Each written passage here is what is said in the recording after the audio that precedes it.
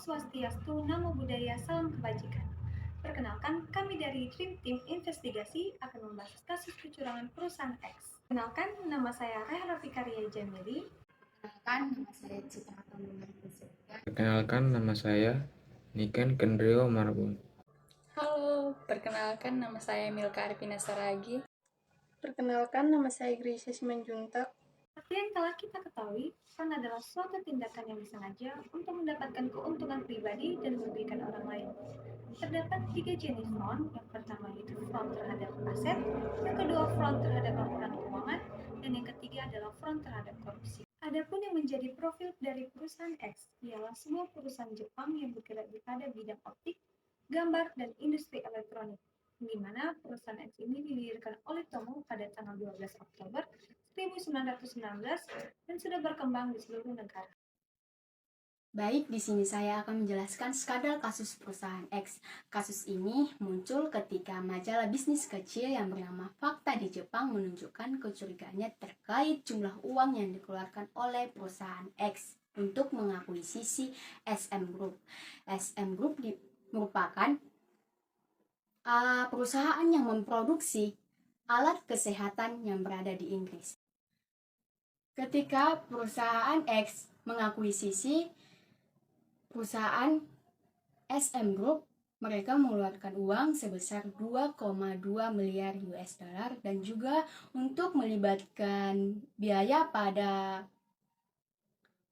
penasehat itu sebesar 680 juta US dollar dan juga untuk membiayai kepada 3 perusahaan lokal itu sebesar 773 US dollar. Dana-dana tersebut digunakan untuk menutupi kerugian investasi yang terjadi pada tahun 1990-an, yang dimana pada tahun 1990-an perusahaan X ini mengalami inflasi.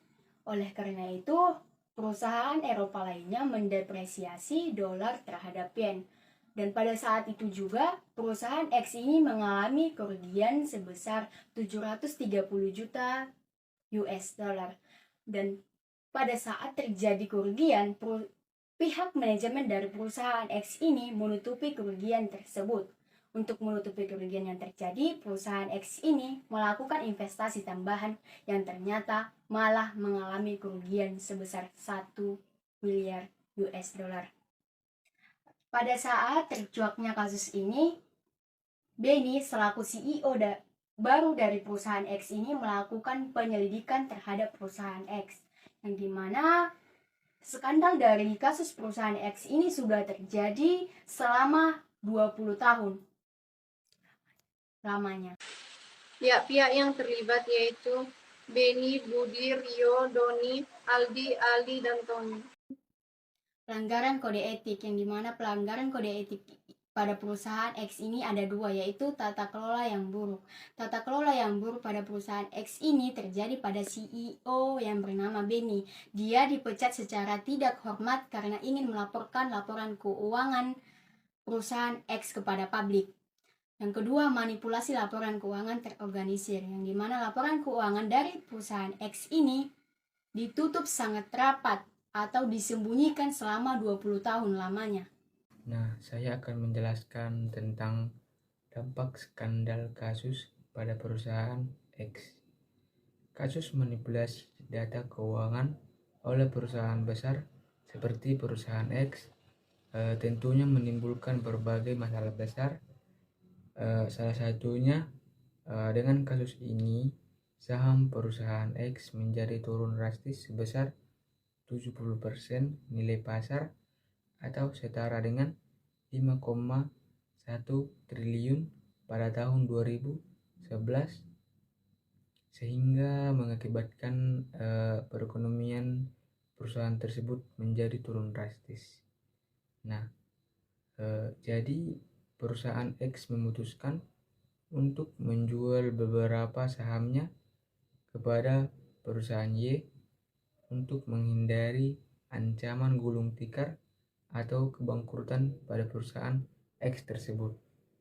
Nah, skandal manipulasi yang dilakukan oleh manajer X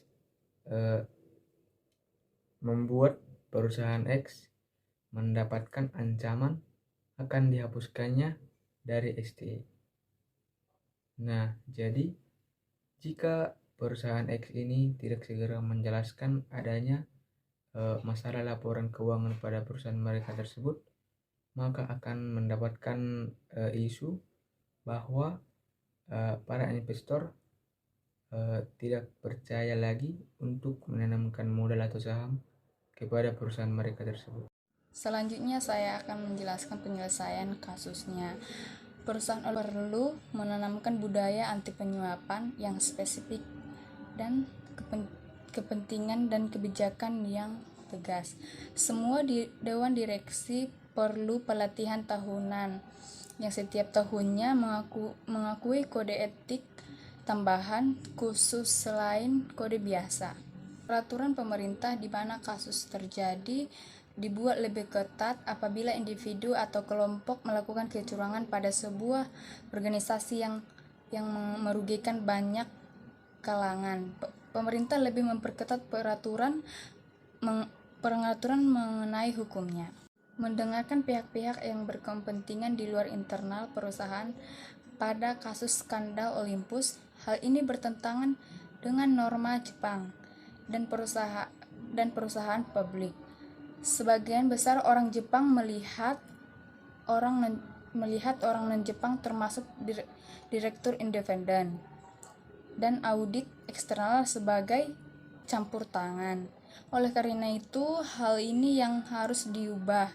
Investor luar, terutama yang asing, termasuk pihak yang memiliki kepentingan terhadap perusahaan. Jadi harus memiliki suara yang didengarkan, digunakan sebagai pertimbangan dalam pengambilan keputusan suatu perusahaan. Opini audit. Opini auditor dalam kasus kecurangan perusahaan X, KPMG, sebagai auditor yang ditunjuk oleh perusahaan selama ini sampai dengan tahun 2009, mengakui bahwa mereka tidak menemukan kejanggalan apapun dalam laporan penyajian keuangannya. Sehingga selama ini KPMG memberikan opini wajar tanpa pengecualian pada laporan keuangan perusahaannya. Tanggung jawab yang dapat dilakukan yaitu berdasarkan beberapa poin yang relevan dalam SA 240. Yang pertama, harus memiliki pemahaman mengenai kecurangan, di mana seorang auditor harus mampu memiliki pemahaman yang baik atau memadai tentang kasus kecurangan, termasuk faktor yang dapat mempengaruhi adanya risiko kecurangan tersebut. Yang kedua, mencari bukti audit, yang dimana dalam mencari bukti audit harus ada indikasi kecurangan yang signifikan, maka seorang auditor harus mampu mencari bukti kecurangan tersebut, baik itu yang mendukung maupun yang membantah adanya kecurangan, sehingga auditor dapat melakukan wawancara dengan pihak terkait, menganalisis transaksi yang mencurigakan, serta memperoleh bukti yang relevan seperti kwitansi, nota, dan dokumentasi lainnya. Yang ketiga yaitu melaporkan kecurangan, di mana seorang auditor harus mampu menemukan adanya suatu kecurangan yang signifikan dalam pelaporan keuangan. Maka auditor harus memiliki tanggung jawab yang besar untuk dapat melaporkan kecurangan tersebut, sehingga auditor dapat menginformasikan temuannya kepada manajemen, entitas, komite audit, dan pihak-pihak yang berwenang lainnya seperti regulator atau lembaga penegak hukum lain. Kesimpulan dan saran. Kesimpulan dalam kasus yang terjadi pada perusahaan X dapat dilihat dari beberapa pelanggaran etika akuntansi manajemen dalam keberlangsungan perusahaan X selama 20 tahun.